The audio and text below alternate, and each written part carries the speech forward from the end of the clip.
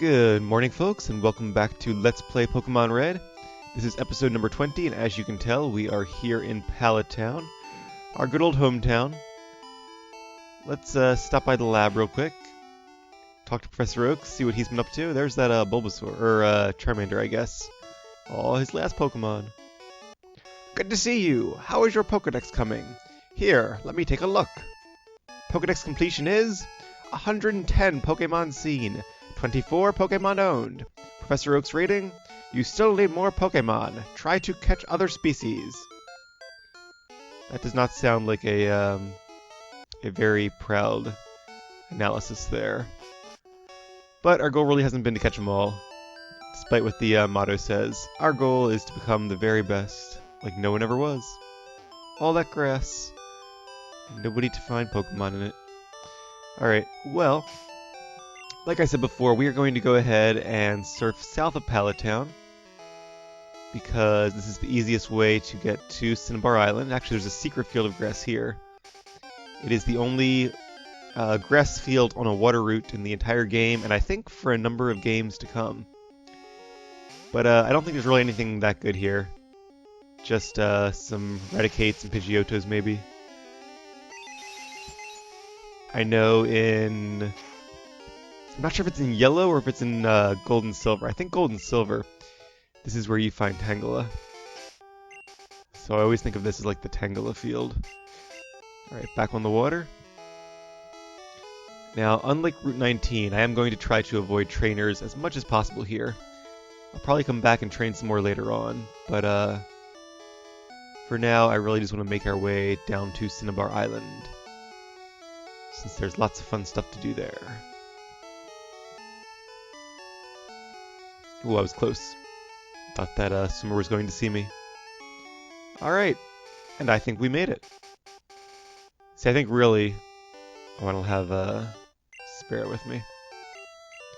I think really you're supposed to go down this way, through Seafoam Island to Cinnabar Island, do all the stuff here, and then take that route back north, back to Viridian City. But it almost seems like they don't expect you to have Fly. I don't know if Fly was like a late addition to the game, or if like one dev made that and the other devs forgot that it existed for a bit when they did the original level design. Not sure. Cinnabar Island Pokemon Gym leader Blaine, the hot-headed quizmaster. For anyone that likes game shows, we are about to be on one. Cinnabar Island, the fiery town of burning desire. Cinnabar Gym's Blaine is an odd man who has lived here for decades. Scientists conduct experiments in the burned-out building. Or conduct it, I guess.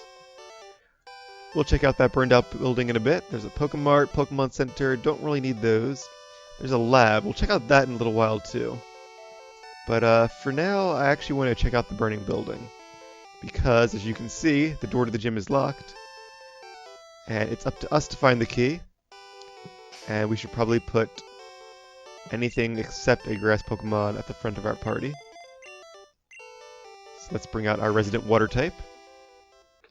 This is one of my favorite levels in the game. It's like really, really creepy, I guess is the best word for it. Spooky. It's this old mansion that's filled with all kinds of poison types, and I think maybe fire types as well. Let's move our moves around a bit here. Surf at the front. Alright, much better. You can get Grimers and I think Mucks too in Pokemon Red. Oh, that's interesting. We found a Grimer, and I was thinking that Grimer and Muck were the version exclusives, but it must just be like a common versus uncommon thing. Kind of like the Nidoran families. So I guess you can catch both in both games, but Coughing is just more common in Red, and Grimer is more common in Blue. You can also find Magmar here, I'm pretty sure. It's the first, and I think only place in the game to find a Magmar. So if you're looking for a good fire type, there are a good number here. There might be Growlithe as well. Not totally sure about that one. There's a Coughing. And come to think of it, we should probably use a Repel, because there are a lot of wild Pokemon here. And while it'd be cool to see a Magmar or something, there are also a lot of trainers, so I'd rather face the trainers than face all these wild Pokemon. There's an item ball over here. An escape rope. We might need that later. Even though this is a building, it's more of a rundown building, so you can use escape ropes or dig. A secret switch! Sure, let's press it. Who wouldn't? I like their sense of humor. And what that does is it opens and closes various gates every time you hit a switch. Like, I think before, at least one of these gates were closed. This one's closed. I think it was open, and this one was closed. And they switched. No pun intended. Alright, so that's the gist of the switches. Nothing really more we can do on this level, at least not yet. Let's try going upstairs. I see another switch, but let's explore without the switch first.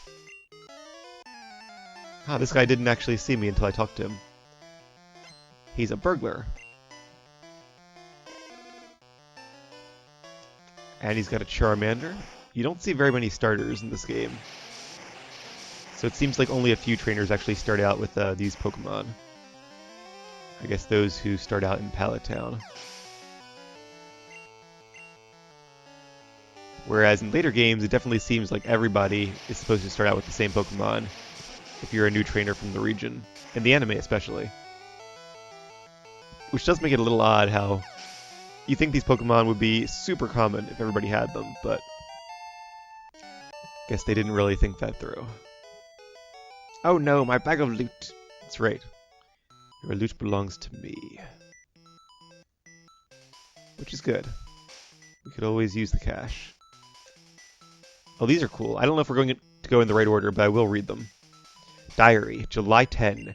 We christened the newly discovered Pokémon Mew. So these are old lab reports from the scientist here. I never knew what this was when I was little, but it's obviously a balcony now. You just can't really see anything beneath it, which makes it kind of odd. But I can see the balusters down there. Let's see, so we can't go in here unless we hit the switch. Let's go in here first. July 5th, so this is a little before the last one we read. Guyana, South America. A new Pokemon was discovered deep in the jungle. One of the few references to a real-life location. Seems like in the original game this was meant to be an actual part of Japan or just an unnamed territory with Pokemon. It wasn't until later they decided it was its own fictional world with all of its own places. Alright, so we can't go over there, not yet. We could go upstairs even further. And maybe we should do that first. But let's hit the switch. I actually forget which is the way forward. I feel like it might be up here though. Yeah, I see another stairway. Alright, so let's go upstairs first. See if there are any trainers or cool items up here. February 6th. Mew gave birth. We named the newborn Mewtwo. It's interesting. Mew actually gave birth in this canon. In the anime, obviously, they clone Mew and make Mewtwo. Ninetales. Another Gen 1 Pokemon I like quite a bit. Maybe not quite as much as Arcanine, but it's pretty close. And again, I think that's because, in part, my original game was blue. Didn't have a Ninetales. At least not as part of my main party, but very cool Pokemon and a decent sprite for this generation. A lot of Pokemon have weird looking sprites, but not Ninetales. Oh, we already read that one. Any hidden items? I imagine there's a lot of hidden items in this place. If you've caught 30 Pokemon and get the item finder from Professor Oak's aid. There's a lot of stuff to do in this game besides just like the battling and the main quest, which I really like. There's a lot of replayability, but also a lot of like bonus game and end game, which is really cool. Even once you defeat the Pokemon League, they're still collecting all the different Pokemon, which is fun, at least the first time. And yeah, I guess that's about it in this game, but alright. I see another switch up here. What's over here, though? An item. An iron. We can either use that or sell it. I'll probably sell it because I'm not really worried too much about our Pokemon's actual stats. Alright, so is there anything else over here? Nope, that's it. Alright, let's hit the switch. A secret switch. Definitely going to press it. Yeah, I kind of forgot about this area. It's been a long time. I forgot the details of it. My mentor once lived here. This guy must be a... Yep, a scientist. Uh-oh, he's got some electric types. This could be bad for Blastoise. I remember in my original blue game, I taught my Blastoise Earthquake. Because I knew that water Pokemon have two weaknesses, electric and grass. So I taught him Ice Beam to deal with grass types, and Earthquake to deal with electric types. Unfortunately though, we only have one Earthquake TM. And in this game I wanted to use it on Nidoqueen, because of course she actually is ground type. So it would be a bigger benefit to her than it would to Pal here. And he has Submission, which isn't bad. In fact, in later gens, Submission would be super effective against these guys, because they are Steel type, but not quite yet.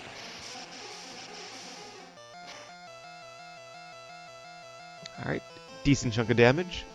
Sonic Boom missed. I think that's actually, again, because of that 1 in 256 miss chance. Since normally Sonic Boom should have 100% accuracy. And a Voltorb.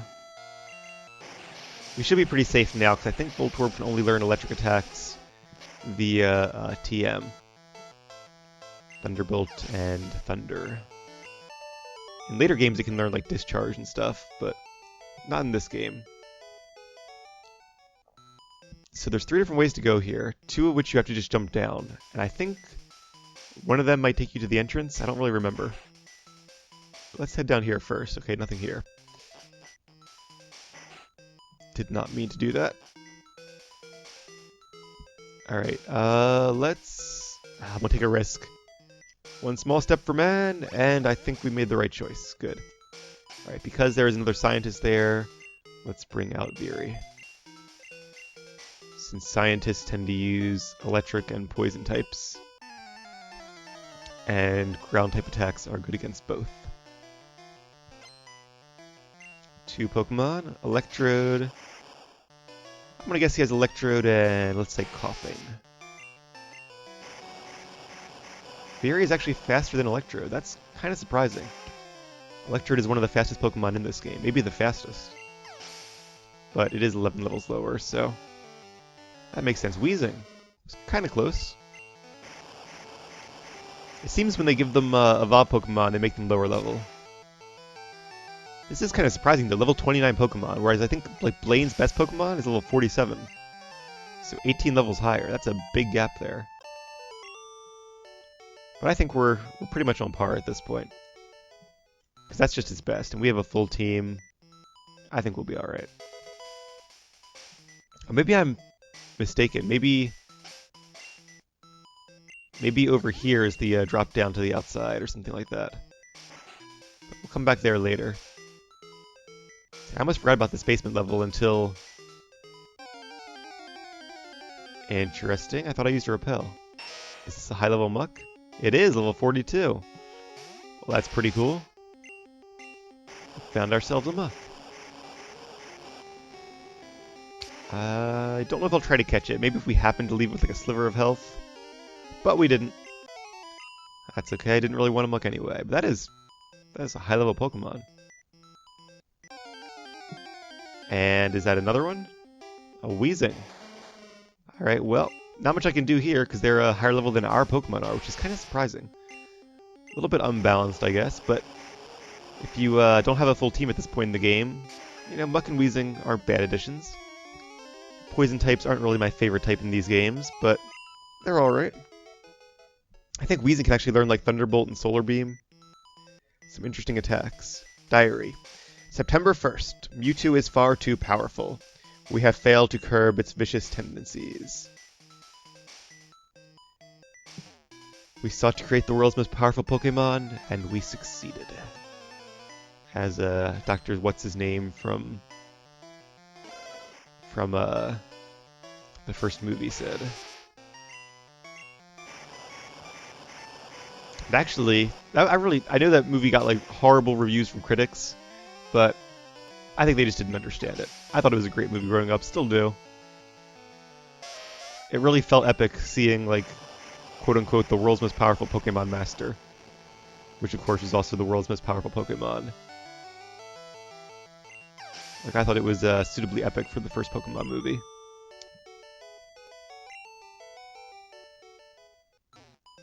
Alright. TM14, is that what I think it is? Let's see.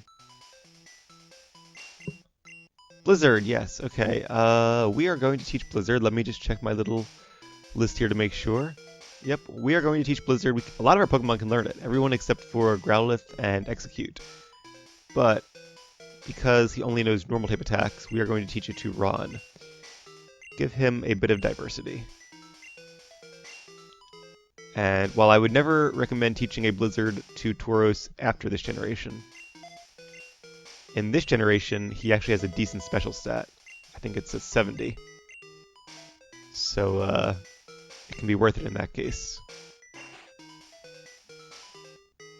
But yeah, at the end when they have the huge battle and you can see Mewtwo fight Mew, always a good time. I think there's another good TM up here if I am not mistaken. We'll find out soon.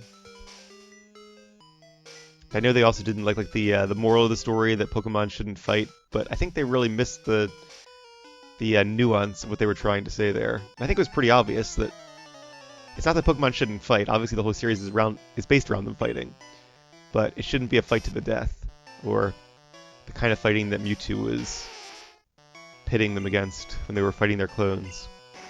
It's like wrestlers, like, you know, there's nothing wrong with wrestling or boxing or any of that stuff, but obviously you don't want to take it too far, and you don't want to beat each other to a pulp until you can't get up again. Although I guess that's kind of the point, isn't it? But anyway, in Pokemon battling, the whole point was that they're supposed to be sportsmanlike and fun competitions, not real violent fights like the ones at the end of the movie. But anyway, where I was going with the story is that there's a not unknown, but lesser known opening to the movie. I think it's called Mewtwo's Origins, something like that, which is basically a much expanded version of the little, like, 10-minute opening sequence in the actual movie, which was probably my favorite part of the movie. I thought that was really cool, kind of a Frankensteinian cautionary tale. But look it up because it's really interesting. It turns out, without any spoilers, there was that scientist had a hidden motivation for making Mewtwo, which really puts things in context and gives the story a lot more depth to it. So definitely worth taking the time. It's like, 10-15 minutes long probably. Go on YouTube and watch the true opening to the movie as it really should have been. I don't know if they cut it because they felt it would be too serious for young audiences, or if it was just like a running time thing, but I think they might have showed it in Japan, and I'm pretty sure they dubbed it. Maybe they didn't, but either way. Alright, so we have found Team 22. Let's use that first, because that is another really good TM. A lot of good TMs in this place. And that is Solar Beam. And of course, who are we going to teach Solar Beam to? But, oh, wow, okay, so Sia really can't learn. I wonder if Execute in this generation was one of those Pokemon that couldn't learn any TMs. I already threw away Toxic, so I can't really try it. And I don't have any others. What's this? Psywave, no. Well, I don't know. Could it learn Psywave? So Sia can learn Sidewave, but cannot learn Solar Beam. That doesn't really make sense, but whatever. And we found the secret key, which of course will open Blaine's gym. Seems like Blaine likes to hide his key in abandoned mansions. Alright, I guess that's about it for the mansion. Well, oh. Didn't turn off the switch. Bad me.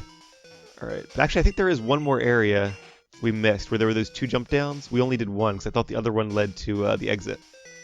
But in retrospect, obviously it did not. It led to somewhere else. Oh, do I have to go back down there and... Really? Really, Game Freak? You're gonna make me go all the way back down here and hit the other switch? That's kind of annoying. Like, I get what they're doing, making a little bit of a puzzle here. I could also just use an escape rope. That's probably why they give you that escape rope. In case you get frustrated and want to just leave this place. And maybe I should, but We'll do it the right way. Repels. Once I get rid of these, I'll stock up on max repels, but because our inventory space is very limited, I didn't want to buy any just yet. But yeah, one day Execute will evolve into Executor. One of my favorite grass types, I guess. And at that point... Oh, that door's closed. How do we open that door then? I don't know. I might have to come back and finish off this place off camera, but for now, let's head on to... Actually, let's heal up real quick since we're out here. And then it's time to take on the Cinnabar City Gym and its strange leader, Mr. Blaine. Yes, please heal our Pokemon.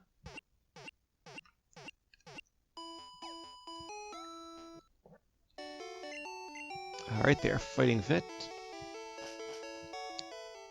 We already got the two items that I really wanted from that place, Blizzard and Solar Beam. Not sure if there were other good ones, probably. But probably not any more TMs. Yo, champion making! The hot-headed Blaine is a fire Pokemon pro! Douse his spirits with water! You better take some burn heals! I should have screenshot that, because actually that's something that Blaine says at the end. Is, I hope you brought burn heal, or you're gonna need some burn heal, something like that. And people, of course, screenshot that as like a meme. When somebody gets burned, you can post that for them. Alright, Viri's already level 42. Let's bring Sin out. You know, as they say, fight fire with fire, right? And I think you can face these guys. Alright, so basically the idea is each room has a little trivia machine here. And if you answer a question correctly, you can open the door to the next room. If you fail, you have to fight the trainer. But I'm pretty sure even if you get it wrong or right, you can still talk to the trainer and face them. So that's probably what we'll do. Because I do want to get that experience and that money. Caterpie evolves into Butterfree. That's actually a tough question, because it doesn't evolve directly into Butterfree. It does evolve eventually into Butterfree. But I mean, if you want to get technical, Caterpie evolves into Metapod, which evolves into Butterfree. So I'm really not sure what they're meaning there. This is kind of a semantics thing. I'm going to say yes, though. Okay, good, I was right. It will eventually become a Butterfree, yes. Let's talk to this guy and get some experience. A lot of thieves in this town. I would not want to live here. A lot of burglars. And he's got a Growlithe, his trusty hound. And would you look at that? We have one too. Of course, our Growlithe knows Dig, which is going to give us a major advantage in this fight. And in this entire gym, really. The guy in the front recommended using water, but ground and rock are also quite effective. Well, that was a bad time to use Quick Attack. It was a total waste of a turn. Ninetales! Another Ninetales. Let's see, there are, I guess 11 fire types in this generation. Because we have, obviously, Charmander, Charmeleon, and Charizard. We already saw a Charmander and Charmeleon, but I don't think you can see a Charizard unless you or your rival has one. Not sure about that, though. There could be like a trainer on Victory Road who might have one. Some of them have pretty powerful Pokemon. There's also... Then there's kind of like the 6 of them. Okay, random dude who doesn't have a trivia machine, I guess? Or are these... I don't know. I'm just going to talk to you and fight you anyway. So then there's the kind of 6 2-stage fire types. There's Ponyta and Rapidash, which are in every game. There's Vulpix and Ninetales from Blue, and Growlithe and Arcanine from Red. And of course you have Magmar, the lone fire type. Oh, Flareon, I forgot about Flareon. Flareon is one of the evolutions, and then of course Moltres, the legendary bird of fire. Again, these Vulpix are doing it backwards. You should use Quick Attack first, and then try to use a normal attack. Because that way if I don't defeat you with my Dig, you actually get 2 attacks in. And I don't really get a turn of evasiveness from Dig like I normally would. Like, the best strategy here would be to use a Quick Attack and then a Confuse Ray. But these burglars aren't very smart. I guess if they were smart, they would have a real job and not resort to stealing things for a living. Alright, let's see if this defeats Ninetales. Not quite. Single bite should finish her off, though. It's such a cool looking Pokemon. Hard not to like Ninetales. Level 40. I did consider training one, but they can't really learn many moves in this generation. So I figured I might as well go for Arcanine. Like in later generations, they can learn like Energy Ball and I think Solar Beam, Extra Sensory, which is a Psychic type move. Okay, let's see what the quiz is. Come on, I get the idea. There are 9 certified Pokemon League badges. That is not correct. There are 9 gyms, but one is unofficial. It is the Fighting Dojo. There are 8. Is this just another machine? What does this do? Yep, nothing. You can't win. I have studied Pokemon totally. Have you now? So I was pretty much a walking Pokedex when I was little. I knew like, because I had like one of those strategy guides from Prima, I think, and it had like the movesets of every single Pokemon. Essentially what Bulbapedia is these days. This was in print back when, you know, before the internet was a big thing. And like I had most of those movesets memorized because I played these games so much. I get to, especially like the starters. I knew all the starters' movesets inside and out. There might have been some weird Pokemon like Shelder or Cubone or something I might not have known, but all the ones that I trained often, I definitely knew. And they're really, most Pokemon in this game don't learn that many moves. They only learn like 7 or 8 moves by leveling up, so it really wasn't that much to memorize. And it wasn't really a deliberate thing either. It was just something you pick up as you play the games. I remember one time I got like a C on a test or something, and my dad was like mad. He's like, "You can remember all those stupid Pokemon things, but you can't remember whatever the history dates were. Whatever, I don't even remember what kind of test it was, but like, it's not the same. Pokemon is interesting. Although history is interesting too, but history is one of those things I didn't find interesting until I didn't have to remember it for a test. Like reading Wikipedia these days, I could like spend a whole day just reading about historical stuff, but trying to get me to read a textbook back in like high school, I would not have been thrilled about that. Poliwag evolves 3 times. That is false. No Pokemon evolves 3 times. Now Poliwag does have a branching evolution in the next game, so you could say it has 3 evolutions, and kind of be correct. Poliwhirl, which then evolves into Politoed or Poliwrath, but no, in this game it definitely does not evolve 3 times. And unless you include Mega Evolution or Branched Evolution, no Pokemon does, which I really like. It's nice that they've kept some things consistent across all the gens. That was one of the reasons I think Digimon didn't really take off as much, was because the evolution system there was a lot more complicated. Or Digi-Evolution? Something like that. It is kind of hard to believe that Digimon was not just a bad ripoff of Pokemon, but from what I understand, they actually came out around the same time and were in development at the same time, so maybe it is just a coincidence. But I was never really into Digimon when I was little. When I was a little bit older, I think I did watch like the first season of the anime, like a friend got me into it, but and it was good, but not something I was really into. Same with Yu-Gi-Oh! I wasn't really a big fan of that when it came out. I did watch the anime on and off. Rapidash, another cool fire type. And at one point, when they had like the newer series, like all those guys on motorcycles or whatever they were, I got one of the Yu-Gi-Oh! Video games. That was a lot of fun. I really enjoyed that because I didn't want to, spend hundreds of dollars collecting all these cards because I'd never really gotten into it before. I'm gonna use Ice Beam just to finish off Rapidash, save some Surf power points. Yay! But so getting that video game was like the best decision I ever made. Well, maybe not the best decision I ever made, but it was not a bad decision. Is this? Huh? What? There's no door though. Is that just a mistake? Or is it going to open the door over there? Are thunder moves effective against ground types? No, they are not. They do absolutely nothing. Yeah, there wasn't a door here. That was kind of odd. Free trivia, I guess. Come on. I really wish they only did the intro for like the first 1 or 2. Pokemon of the same kind and level are not identical. Double negative there, that's confusing, but that is correct, they are not identical. They can have different moves and even different stats. So I'm pretty sure that IVs and EVs exist in this game, just not in the same way they do in later games. This is this guy's favorite gym. I wonder why.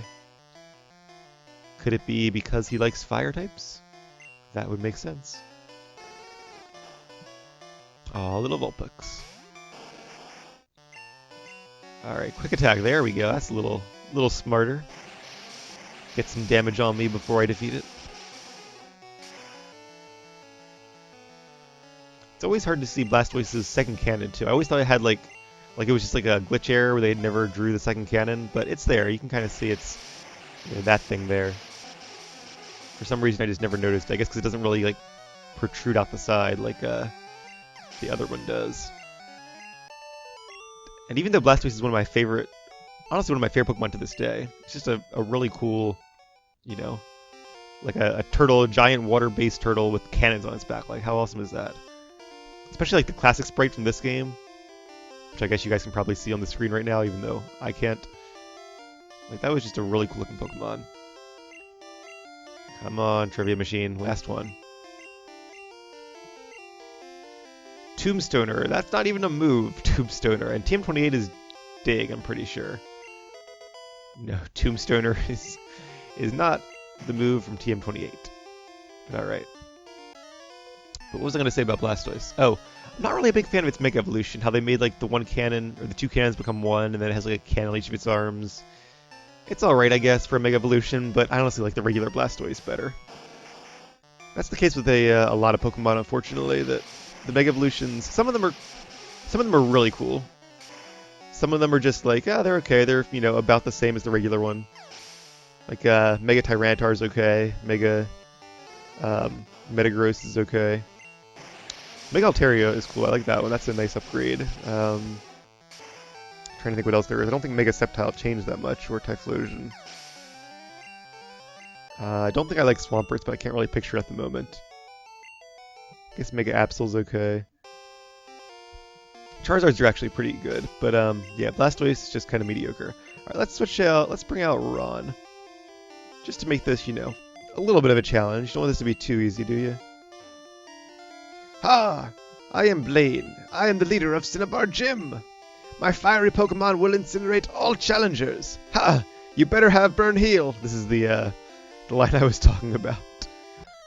We do not have Burn Heal, but luckily Burn is not a guaranteed status condition in this generation.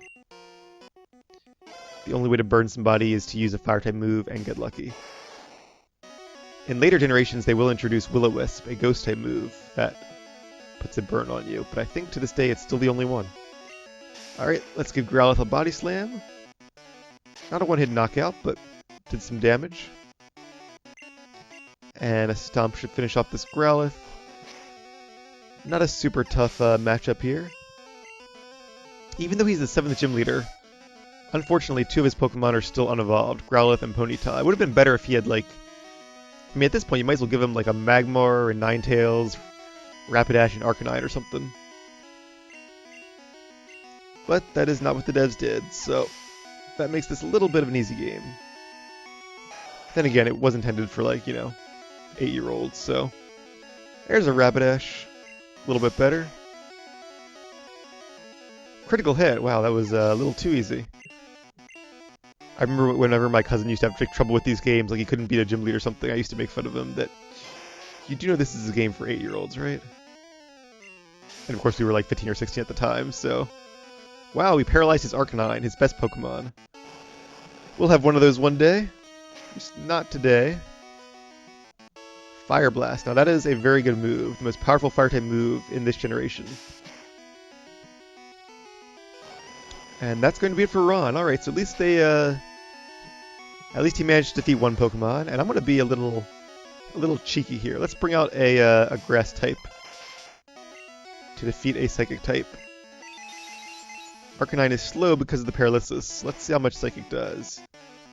Fully paralyzed. That was lucky. I guess Blaine either doesn't have any Hyper Potions, or he's waiting to use one until it was too late. Good job, Sia.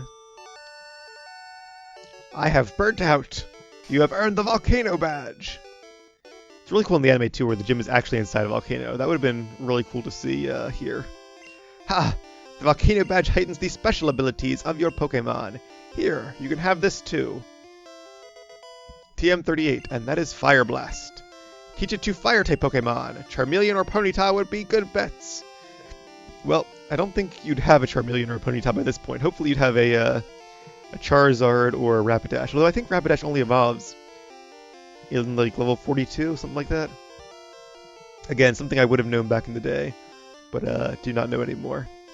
But we are going to teach Fire Blast to one of our Pokemon. Not our Fire type, because I actually want Growlithe to learn Flamethrower. It's one of the reasons, in fact, the reason I am waiting to evolve it. And even though Fire Blast is a really cool looking move, it has pretty good accuracy, 85%, does a ton of damage, 120 base power. I still prefer the high PP and the better accuracy of Flamethrower. So Veery can learn it too. And of course Sin, even Ron can learn it. But we are going to actually teach Fire Blast to our Dragon type. I mean, it's a dragon, it has to breathe fire, right? And that would be Adon. Room for Fire Blast, yes please. And let's get rid of Agility, we don't really use Agility. And one of the cool things about this moveset, having a Fire, Water, Electric, and Normal, or even just Fire, Water, and Electric really, I looked it up because I was curious, and that makes Dragonair super effective against 95 out of the 150 Pokemon, or 151 Pokemon in this generation. So that's almost 2/3. Not too shabby. But alright guys, that is it for the 7th gym, the Cinnabar Island gym. After this, we really only have a few more stops to make on our Pokemon journey. So thank you guys for sticking with me. Stay tuned for the next episode. I'll see you all then.